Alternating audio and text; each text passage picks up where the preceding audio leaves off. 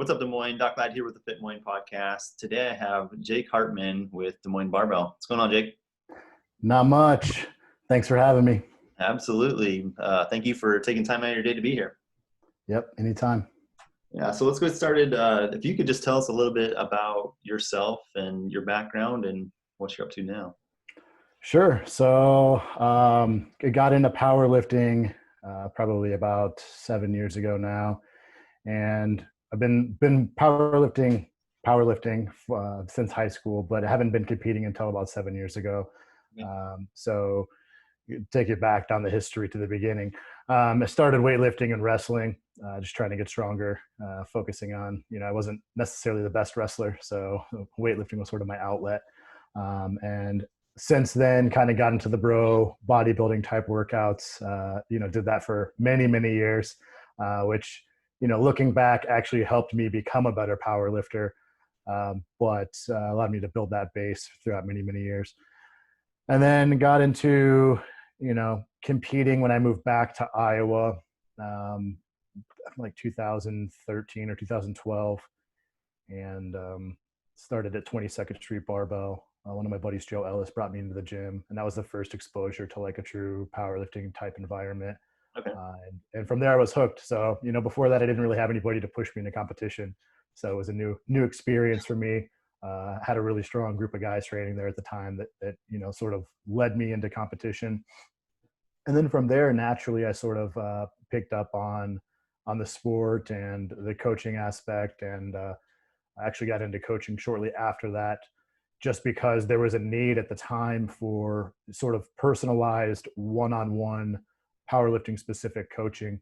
We had a lot of online, there was 5-3-1 at the time, and the cube method had just came out. So there was like some basic framework type programming, but there wasn't anything that was specific to certain people. So, a lot of those guys would run the same programs, and, after a while they'd be like, okay, time for something new, time for something more specific. Sure. And since I had a lot of experience being in the gym, it was kind of natural for me to sort of take over that role. Fast forward to more recently, I've been coaching now since 2013, 2014, doing exclusively online programming. So I, haven't been doing any one-on-one. Well, I do very, very few one-on-one sessions. But then I opened a gym in last October, so almost a year now, actually. It doesn't seem like it's been that long, but that's DSM Barbell Club. And yeah, it's been great. So there's a lot of, that's the very high overview of sort of how I got to this place. 20,000-foot view. Huh? Yeah, there's so many things that I just skipped over, but I'm sure. Yeah, we'll get to it, I'm sure. Right. With any story, I'm sure there's some ups and downs. Did you compete as a bodybuilder? No, I never competed as a bodybuilder. No, I was 100% gym bro. I sort of had aspirations there for a while to compete. But until about when I moved back to Des Moines, before that I worked in gym chains. I worked for a gym called Crunch and moved all over the country. Worked for another gym called Sport and Health in DC. So for me, it was part of my lifestyle at the time. And it was, sort of looking the part, and I was in sales. So obviously it, helps out to sort of look the part and to be able to, show people what to do in the gym and express, how they can reach their goals. So, it was a great experience. And like I said, it helped me build the base to where I was at. Cause I was already fairly athletic. I already had a fair amount of muscle on my frame. By the time I was introduced to powerlifting, and I was naturally fairly strong too, before even, training specifically for powerlifting. So. Sure. And now you mentioned, bodybuilding helps with powerlifting. Is it because of that base of strength, or was there other aspects of it as well? It can honestly both help and hurt. It definitely helps to have some muscle mass on your body, right? Like, I don't think there's a direct correlation between muscle mass and strength necessarily. And you can see that because there's 181-pound guys lifting more weight than 270-pound guys. So, there's But at the same time, you don't see, most of the time a really, really skinny guy is not super duper strong. So having, that solid base of some muscle mass on your body is certainly helpful. Where it can be, where it can hurt you a little bit is mobility wise. And, if you focus on certain muscle groups too much, like the biceps and the chest, and you never hit the lower body, obviously it's not going to help you with the squats and deadlifts. You might come in and be a fantastic bencher because you just work those muscles all the time. But there's also like postural issues that it can cause, and all sorts of other things as well, and mobility issues. So Yeah. Now, powerlifting in itself is, or it can be, a very time-intensive sport and mhm. takes a lot of dedication. So, what keeps you motivated and moving forward? Recently, it's been a struggle. I have a 2-year-old son now. The wife's 7 months pregnant. Obviously COVID. There's a lot of factors involved with how life is sort of going at this point. Um, right now, what keeps me going is more of the coaching aspect. I think I'll always have to remain uh, that person that my athletes can look up to. Um, it's certainly a very important part of it too. But I also have been recognizing that the family to powerlifting to work life ratio has to be more appropriate at this day and age. When I was 25 and I was single, or I had my girlfriend, or my now wife at the time, you know, I could go and train 2 hours at the gym 5 days a week, and I could prep all my meals, and I could sleep 8 hours a night. And really, in the general scheme of things, those are the most important factors for powerlifting, Yeah. is being able to do those things. Right. So I have a lot of people come up to me and say, like, "What's the secret?" And I'm like, "The secret is to have the time to do all those things. And if you don't, try to figure out a way to do it. Because the training part's definitely important, and having a plan, but you have to also recover from that training, and Right. Yeah. have dedicated time when you're in the gym. You're focused on that training. So that's yeah. Yeah. No, And we'll go through all the jobs that I work and all of that too, so you can have an understanding of what my time window looks like for training when I do have that time window. yeah. It's been pretty narrow. So Yeah. Yeah. Absolutely. No, that, like you said, that recovery aspect is so important. And if you're not getting sleep and you're not eating properly and you're yep. not managing your stress, then your training is just going to be garbage. Yeah, no, I have, especially the newer lifters that were able to get away with training that way because they were new. They had newbie gains. They came in, they gained a lot of strength all at once, Right. because it was the shock to their body, and then their body eventually adapts. They start to plateau a little bit, and they say, like, well, how do I reach to the next level? And it's like, well, you have to stop eating McDonald's on your way to the gym. you know you have to stop going out and partying and getting drunk on the weekends. Like, I know this sucks, but like, you have to start to take it seriously and treat it more like a job, that has these sort of requirements. And obviously the reward is huge, but it's not just something you do for fun anymore if you want to reach that next level. Right. Let's keep going there. I know you do. I mean, you compete yourself. A lot of your Mhm. athletes compete, and you also run some different competitions in the area. Can you just talk about Mhm. kind of what all goes into that and what you've got coming up? And Sure. So, once again, COVID's been kind of a weird time for hosting powerlifting meets. So, the beginning of the year, we had 5 or 6 meets on the schedule that we were planning on doing.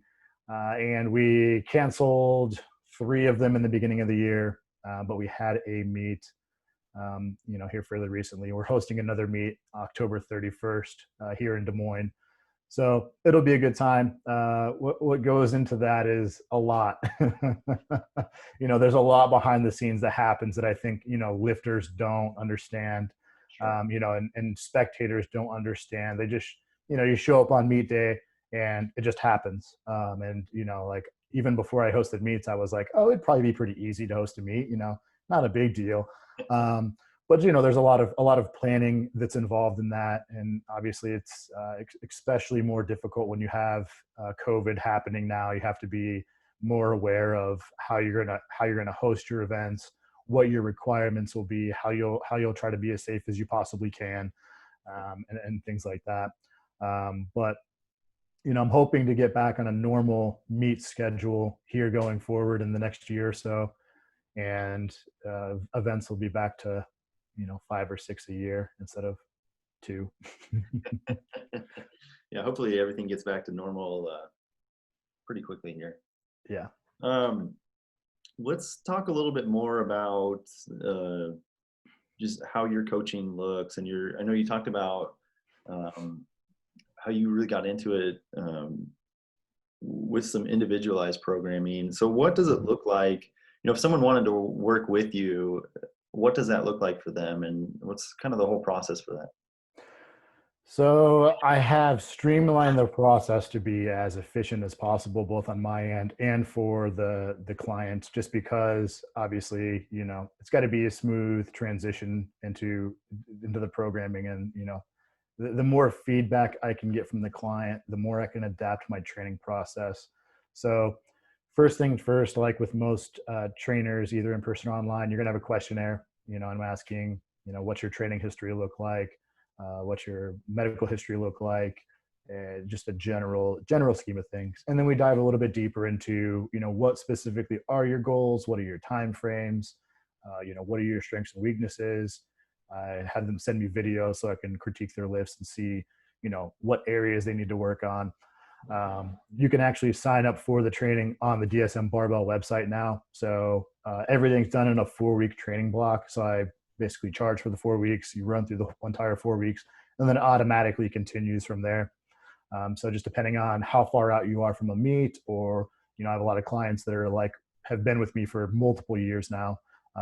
It's just an ongoing 4-week process where we kind of sit down and we schedule out when they want to do their meets, and what the preparation looks like for those meets, and what their off seasons look like, and so on and so forth. So that's the sort of beginning process. And then I use an app called True Coach to post my programming. So that'll allow my clients to go in and see specifically what their numbers are for the week. And, once again, I do everything 1 week at a time, but I, basically schedule everything in a 4-week block. So I have an idea of what we're going to do for those 4 weeks, but every week I take into account the previous week and how things are going to write the next week. And, so they get their programming on Sunday night, they're able to review it and see what's going on.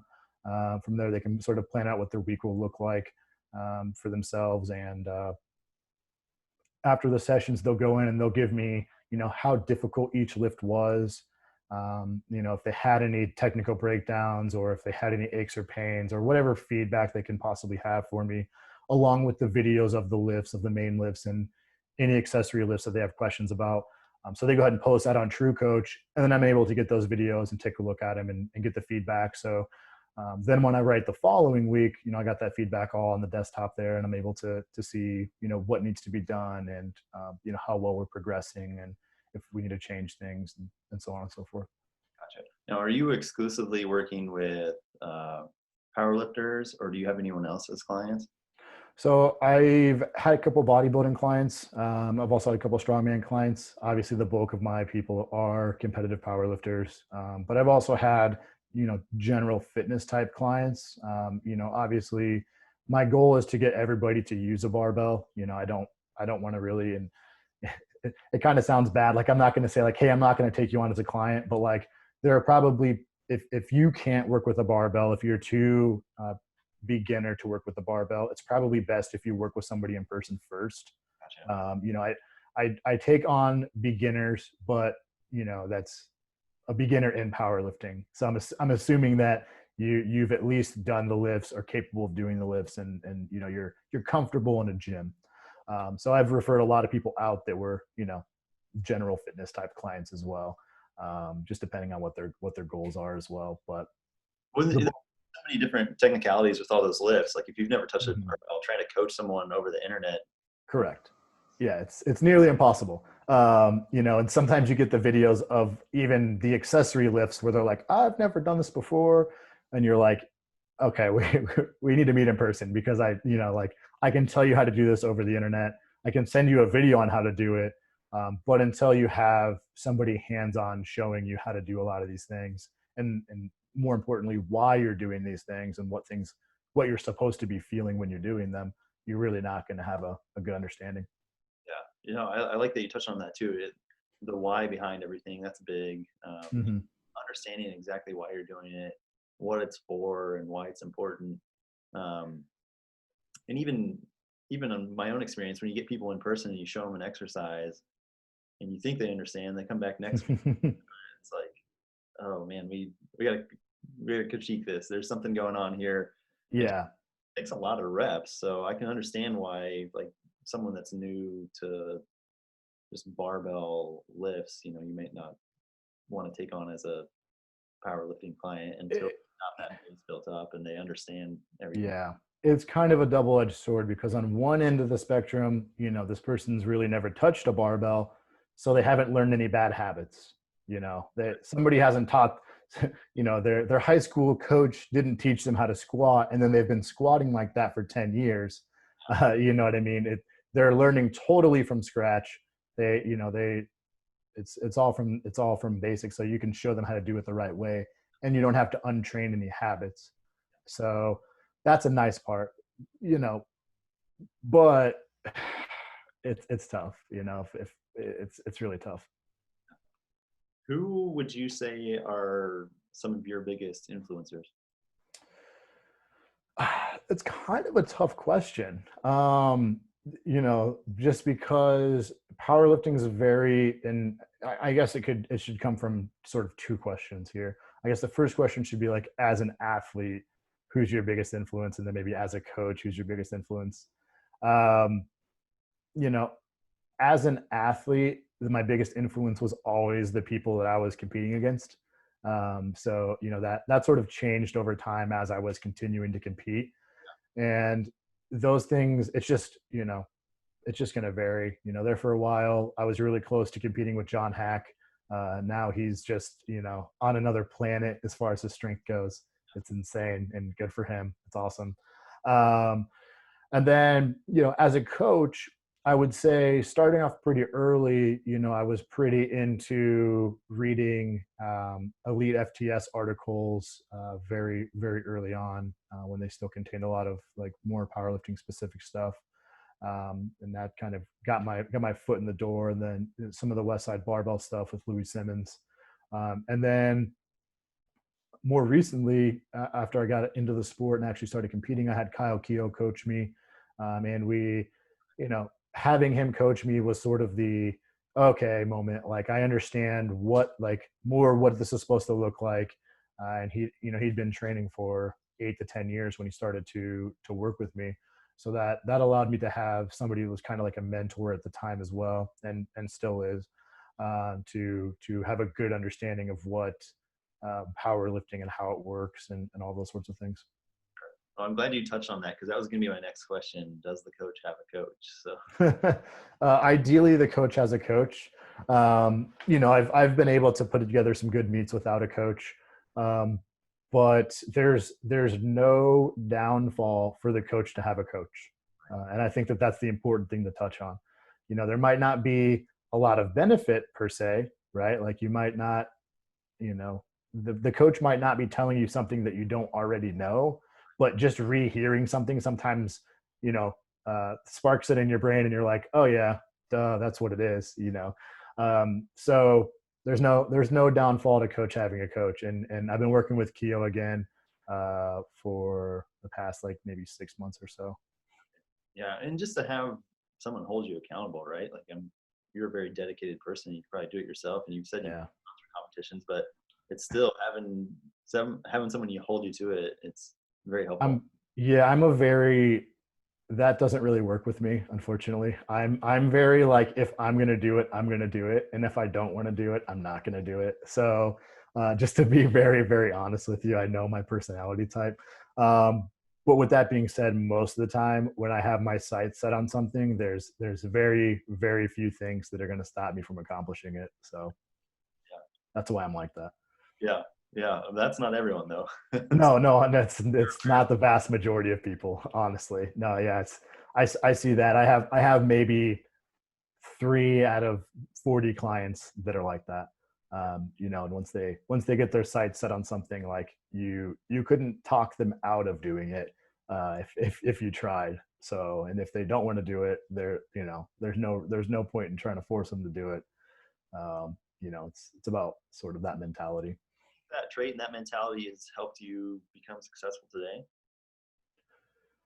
Um, yeah, I think it's both good and bad, because there have certainly been times where I have done things in my powerlifting career where if somebody would have said like, "Hey, you probably shouldn't do that," and I would have listened to them, I probably would have been better off in the long term. If you really in the beginning you think that like, "Hey, nothing can stop me," I'm invincible, and I'm going to hit this lift no matter what. Um, so that might have hurt me, but also it's sort of powerlifting is tricky because, it's one of those where you're trying to fly as close to the sun as you can, but you don't want to burn up. So, you really do have to push it as far as you can without getting injured. And that's, some of that is luck, some of that you just, is how you're going to be built genetically. Um, but it definitely, you can't be scared to get strong, and I definitely see a fair amount of that out there too. How do you, with your clients, I guess, how do you kind of coach them or teach them that they need to fly close to the sun, but also be mindful of their body and know, like, when to respect that and take a break, or just tell the coach and say, hey, this is Mhm. a lot of people are So thick-headed and thick-skinned, and they're not gonna, yeah, they don't want to back down, so they're gonna keep pushing. But like you said, that can lead to injuries. yeah, I mean, unfortunately, it's kind of one of those things that until you learn it, you won't know it. So people have to get injured sometimes to realize that they're not invincible. And I don't like to say that, and I don't want it to happen, and all of that. But my training plan, like I was saying before, I map it out based off of when they're having competitions.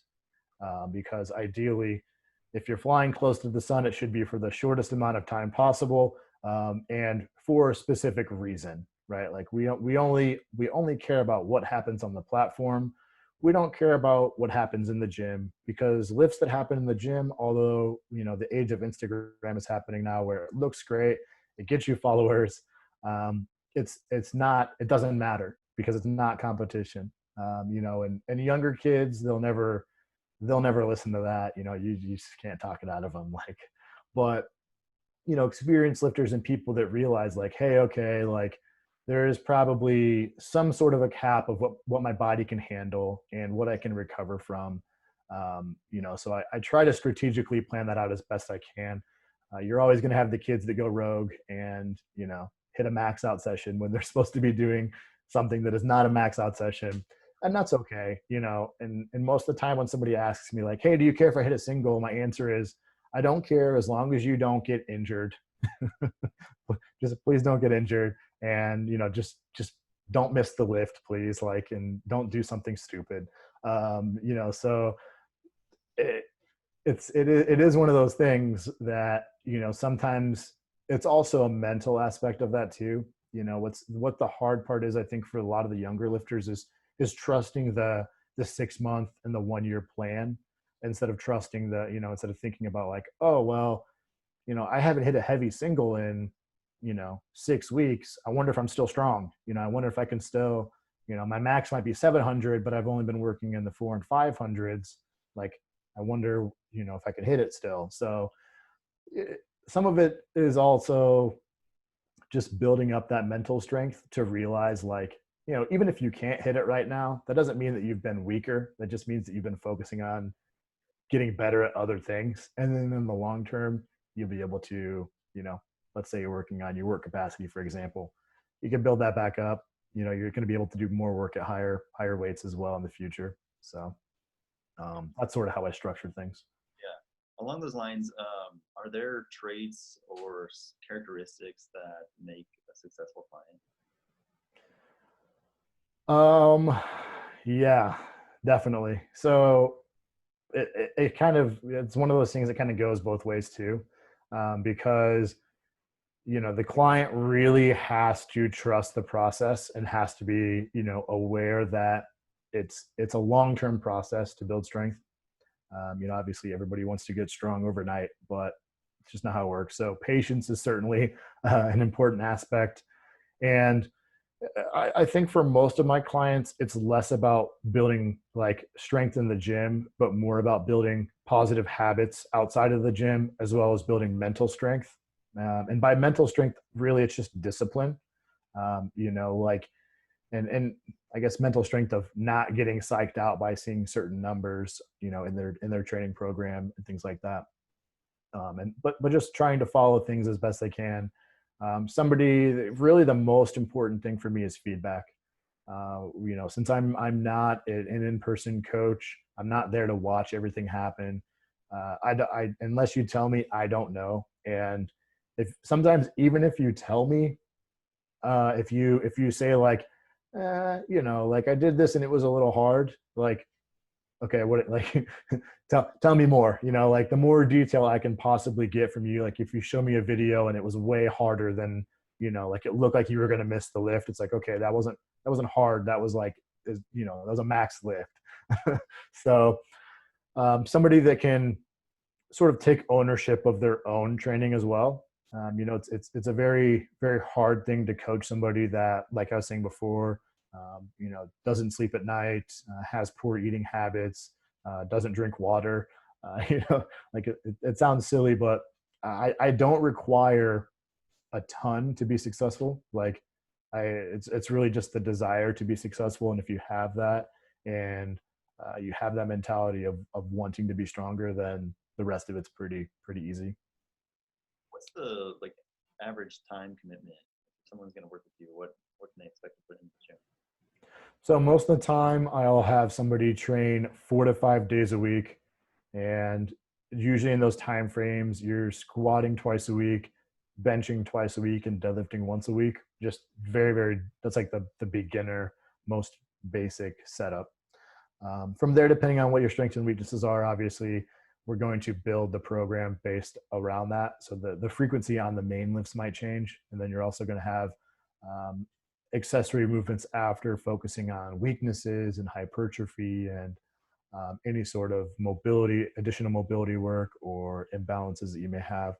Um, so those sessions, depending on the other aspect of this too, it depends on how strong the person is, and I mean like absolute strength, because obviously if you're squatting 700 pounds in the gym, it's going to take you longer to warm up to 600 as your training weight than it would be if you're somebody that squats 200 pounds and your working weight's 185 pounds.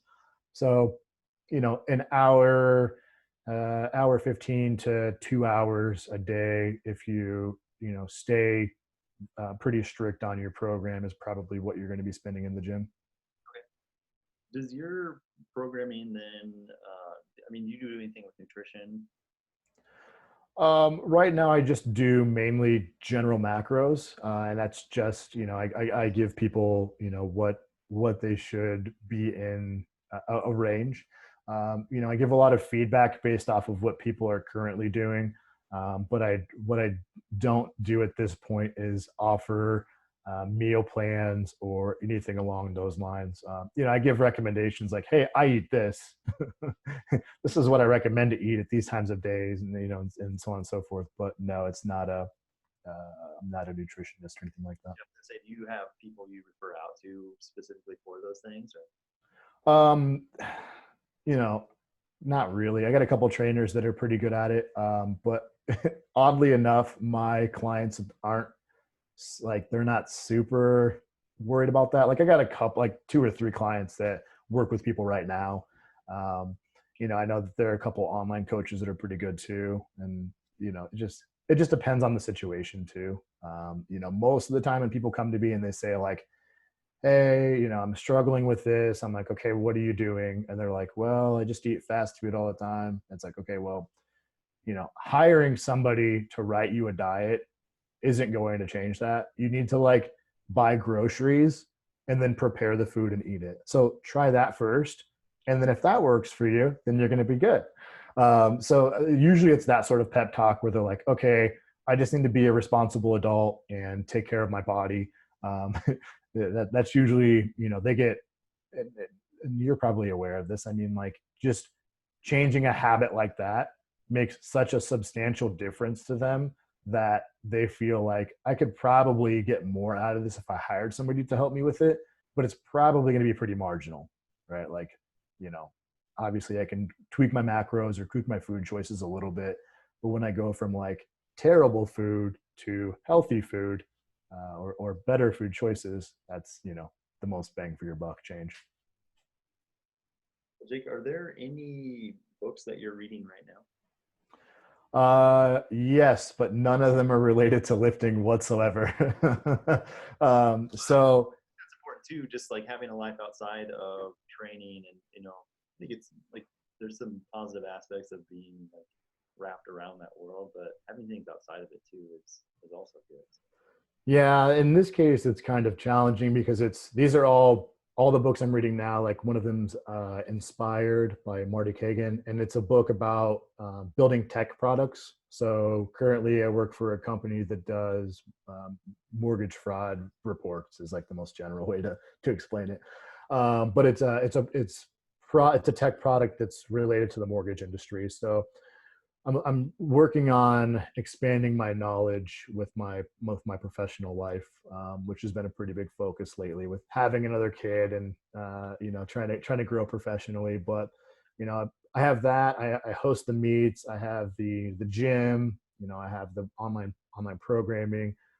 Part of the family garage door business. So between all of those sort of lines of work, I try to base all of my reading off of where my major priority at the time is.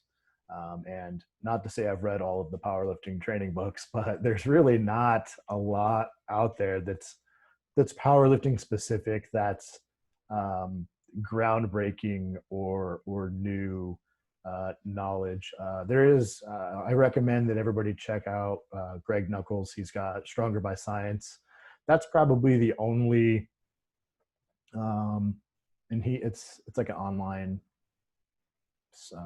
like blog, and they send out articles and stuff. It's not like a book by any means, but it's a great resource. They do quite a few different studies, and it's all backed by science, which I appreciate. It's not somebody's opinion on a YouTube video, which for lifters it's very important to know that, because I think that powerlifting has been very interesting because over the years you've had a lot of people have very strong opinions about which training method is best, or what things that they need to do to get stronger. And then they make a YouTube channel about all this stuff and put it out on the internet.